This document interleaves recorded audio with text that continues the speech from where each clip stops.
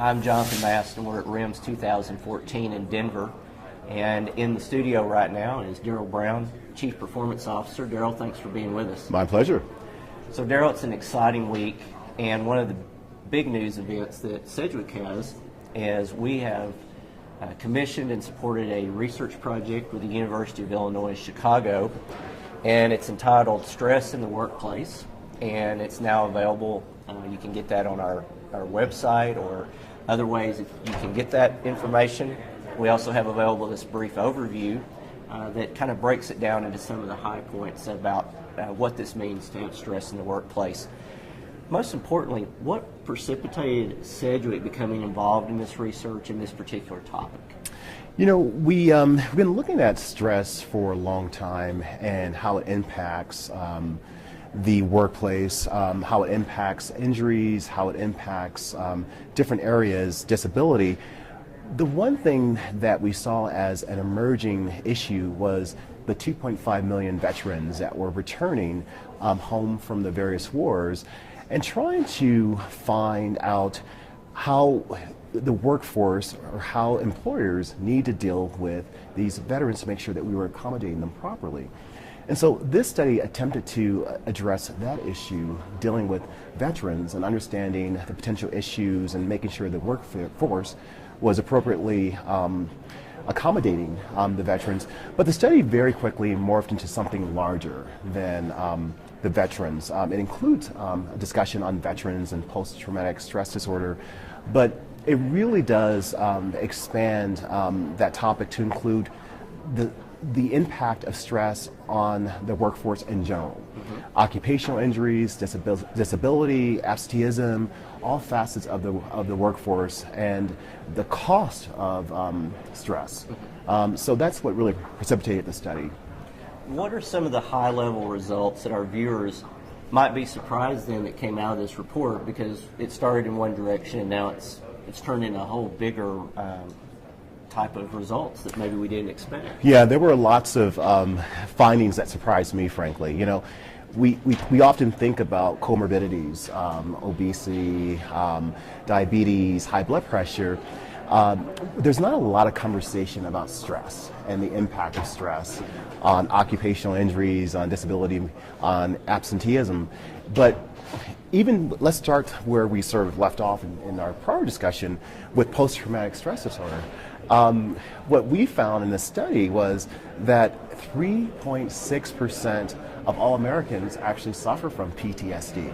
You know, the number is obviously larger with the veteran population, between 12 to 18%, but there is a fairly large percentage. When you think about 300 million Americans, and 3.6 million, or 3.6% are impacted by post-traumatic stress disorder. Some of the other findings that really make this report important and why it matters is we spend about $310 billion in occupational injuries. However, for mental health disorders and direct and indirect costs, it's $317.5 billion that's spent. And so you think about all that money that's being spent in an area that may not be as properly managed and controlled and mitigated as it should be. So that takes into account then a much larger percent of just what we would consider the typical population of the workforce. Where does Sedgwick expect to go with this research, and how is it going to impact our clients, and what can we do as we move forward with this information? So the information is extremely powerful. I mean, if you think about some of the other nuggets in this report, it talks about 20% of adults, having high levels of stress.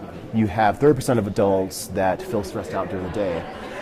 That's a lot of people that are dealing with this issue that there isn't a lot of conversation, not enough conversation about.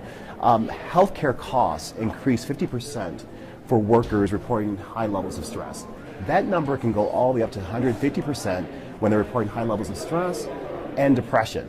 So this is an area that really has to be managed if you're really going to control costs and make sure that you are accommodating and really leveraging your workforce.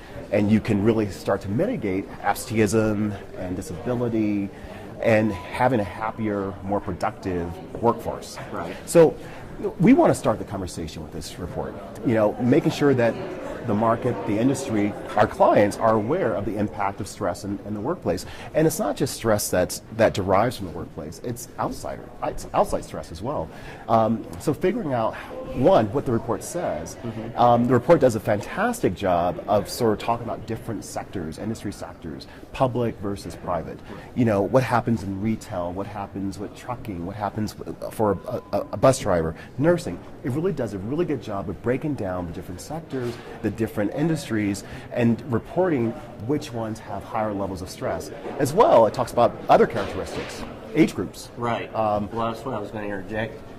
What I found interesting, women may be more likely than any other They group. report experiencing more extreme stress than men do. Men have higher incident rates of stress, but women experience more extreme stress than men. They will report experiencing stress at a level of, on a scale of 1 to 10, 8, 9, 10% more than men would. They report that at 23%, men report it at 16%. Okay. So, I think our viewers can tell there's a lot in this report. There's going to be a lot more coming out from Sedgwick, and so first place to stop is always sedgwick.com. If you want to get the full report, get our blog that's coming out that you just wrote and is on our Sedgwick blog, which you can also get from sedgwick.com. And as always, they can contact you. Absolutely. And so we look forward to where this goes, and I think it's going to be a very interesting 2014 and probably helping a lot of people with this report. Absolutely. Thank you very much for your time. Thank you, Darrell.